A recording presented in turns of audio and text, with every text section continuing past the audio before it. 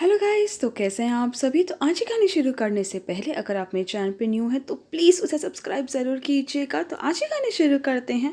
तुम अपने पति पर शक कर भी कैसे सकती हो। गाइस, आज की ये कहानी काल्पनिक है। कभी कभी शक का एक बीज बसी बसाई गृहस्थी को टूटने की कगार पर ला देता है। यह कहानी भी एक पति पत्नी के विश्वास की है। अतुल और सुमेधा की शादी को 5 साल होने वाले थे। पहले दोनों नौकरी करते थे, पर जब से उनके बेटे चिंटू हुआ है तो घर बाहर सब काम संभालना मुश्किल हो रहा था। तो अतुल ने कहा, सुमेधा, इतने चिंटू प्ले स्कूल जाने लायक नहीं होता, तुम इतने नौकरी मत करो। अभी बेटे को माँ की ज़रूरत है, क्योंकि वह अभी साल भर का ही हुआ है। सब ठीक चल रहा था। मकान घर का था, बाकी गुजारा नौकरी से हो जाता था। उन दोनों को फिजूल खर्च करने की आदत नहीं थी। पर 6 महीने पहले दोनों एक दोस्त की शादी की सालगिरह पर गए थे। तो उसकी पत्नी ने बड़े ही अच्छे कानों में डायमंड के इयररिंग पहन रखे थे। वे सुमिधा को बड़े पसंद आए थे।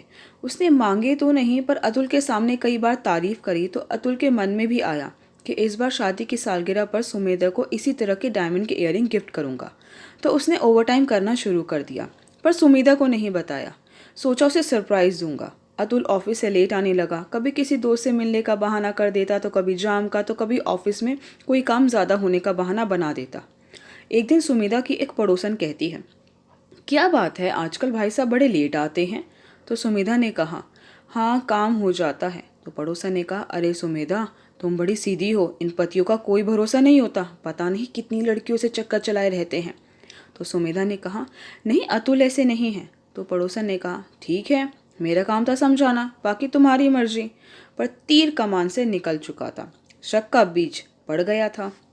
अब सुमेधा छोटी छोटी बातों पर अतुल से पूछताछ करने लगी, बार बार टेलीफोन करने लगी। शादी की सालगिरह से पहले दिन अतुल इयररिंग्स और फूलों का गजरा बैग में रखकर लाता है। पर उस दिन तो सुमेधा पूरी तरह से लड़ने के मूड में बैठी थी। अतुल के घर में घुसते ही ना चाय पूछी ना पानी, बस शुरू हो गई। कहती, आज मुझे सच जानना है, किससे मिलने जाते हो, कौन है वह जिसके साथ तुम्हारा चक्कर चल रहा है। तो अतुल कहता है, सुमेधा, ऐसा कुछ नहीं है। पर सुमेधा गुस्से में घर का सामान फेंकने लगती है। तो अतुल को भी गुस्सा आ जाता है। वह गजरा और इयररिंग्स मेज पर पटक कर कहता है, यह है मेरे देर से आने की वजह। हमारी शादी की सालगिरह पर तुम्हें सरप्राइज देना चाहता था। तुम्हें यह डायमंड की इयररिंग बहुत पसंद आए थे। सोचा तुमने आज तक कुछ नहीं मांगा, ओवर टाइम से तुम्हारे गिफ्ट के लिए पैसे जोड़ रहा था, यही है लड़ाई की वजह। सुमिता यह सुनकर एकदम से ज़मीन पर बैठ जाती है कि कैसे दूसरों की बातों में आकर मैंने अपनी गृहस्थी में आग लगा दी। वह अतुल के पास जाकर कान पकड़कर सॉरी बोलती है, उसे मनाती है। तो अतुल भी मान जाता है, क्योंकि वह दोनों एक दूसरे से बहुत प्यार करते थे। और सुमेधा कानों के हाथ लगाकर कहती है, आगे से मैं कभी आप पर शक नहीं करूंगी, और मन में कुछ होगा तो आमने सामने बैठकर बात करेंगे। फिर अतुल कहता है, ठीक है, चलो, अब भूख लगी है, जल्दी खाना लगाओ। तो सुमेधा कहती है, पर मैंने तो खाना बनाया ही नहीं। चिंटू को मम्मी आई थी तो वह बोला नानी के साथ जाना है, चला गया।